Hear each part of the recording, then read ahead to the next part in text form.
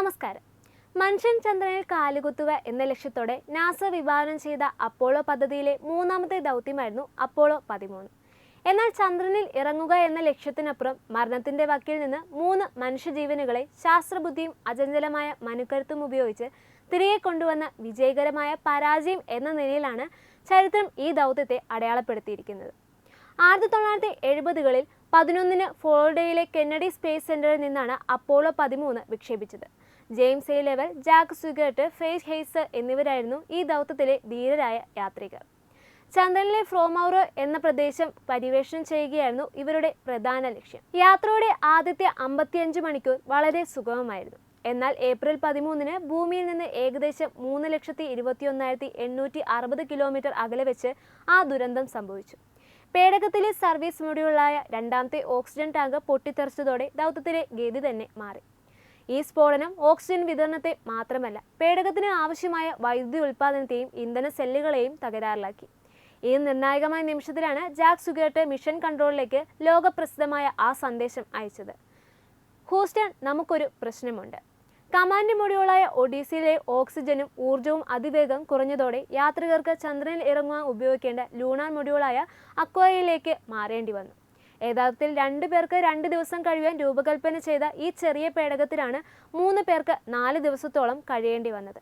യാത്രികർ നേരിട്ട ഏറ്റവും വലിയ ഭീഷണി കാർബൺ ഡയോക്സൈഡ് വിഷബാധയായിരുന്നു. 3 പേർ ശ്വസിക്കുമ്പോൾ പുറത്തുവരുന്ന കാർബൺ ഡയോക്സൈഡ് നീക്കം ചെയ്യുവാൻ ലൂണാർ മൊഡ്യൂളിലെ ലിഥിയം ഹൈഡ്രോക്സൈഡ് കാനലുകൾക്ക് ശേഷിയുണ്ടായിരുന്നില്ല. കമാൻഡ് മൊഡ്യൂളിൽ ചതുരാകൃതിയിലുള്ള കാനിസ്റ്ററുകളും ലൂണാർ മൊഡ്യൂളിൽ വൃത്താകൃതിയിലുള്ളവയുമായിരുന്നു ഉണ്ടായിരുന്നത്. ഭൂമിയിലെ എഞ്ചിനീയർമാർ പേടകത്തിൽ ലഭ്യമായ പ്ലാസ്റ്റിക് ബാഗുകളും കാർഡ്ബോർഡ് കഷ്ണങ്ങളും ടേപ്പുകളും ഉപയോഗിച്ച് പഴയ സോക്സുകൾ എന്നിവ കൂട്ടിച്ചേർത്ത് ഒരു താൽക്കാലിക ഫിൽറ്റർ നിർമ്മിക്കുവാനുള്ള വഴികൾ കണ്ടെത്തി. റേഡിയോയിലൂടെ നൽകിയ നിർദ്ദേശങ്ങൾ അനുസരിച്ച് യാത്രികർ നിർമ്മിച്ച ഈ ഉപകരണം മെയിൽ ബോക്സ് എന്ന് വിളിക്കപ്പെട്ടു. ഇത് അവരുടെ ജീവൻ രക്ഷിക്കുന്നതിൽ നിർണായക പങ്ക് വഹിച്ചിട്ടുണ്ട്. ഊർജ്ജം ലഭിക്കുന്നതിനായി പേടകത്തിലെ ഹീറ്ററുകൾ ഉൾപ്പെടെയുള്ള മിക്ക സംവിധാനങ്ങളും ഓഫ് ചെയ്യേണ്ടി വന്നു. പേടകത്തിനുള്ളിലെ താപനില 3 ഡിഗ്രി സെൽഷ്യസ് വരെ താഴ്ന്നു. കൊടും തണുപ്പും ഉറക്കമില്ലായ്മയും ജലദോഷവും കാരണം യാത്രികർ തളർന്നു. ഫെയ്റ്റ് ഹെയ്സിന് കഠിനമായ പനി പിടിക്കപ്പെട്ടു. എങ്കിലും ഭൂമിയിലെ മിഷൻ കൺട്രോൾ നൽകിയ നിർദ്ദേശങ്ങൾ പാലിച്ച് അവർ മനക്കരുത്ത് കൈവിട്ടില്ല. തകരാറിലായ എഞ്ചിൻ ഉപയോഗിച്ച് നേരിട്ട് ഭൂമിയിലേക്ക് മടങ്ങുക അസാധ്യമായിരുന്നു. അതിനാൽ ചന്ദ്രന്റെ ഗുരുത്വാകർഷണം ഉപയോഗിച്ച് പേടകത്തെ ഭൂമിയിലേക്ക് തിരിച്ചുവിടുന്ന ഫ്രീ റിട്ടേൺ ട്രാജക്ടറി എന്ന മാർഗം സ്വീകരിച്ചു. ചന്ദ്രനെ വലയം വെച്ച് ഒരു തെറ്റാനിൽ എന്ന പോലെയാണ് പേടകം ഭൂമിയിലേക്ക് കുതിച്ചത്. ഈ യാത്രക്കിടെയാണ് അവർ ഭൂമിയിൽ നിന്ന് ഏറ്റവും അകലേക്ക് യാത്ര ചെയ്യുന്ന മനുഷ്യരെന്ന റെക്കോർഡ് സ്വന്തമാക്കിയത്.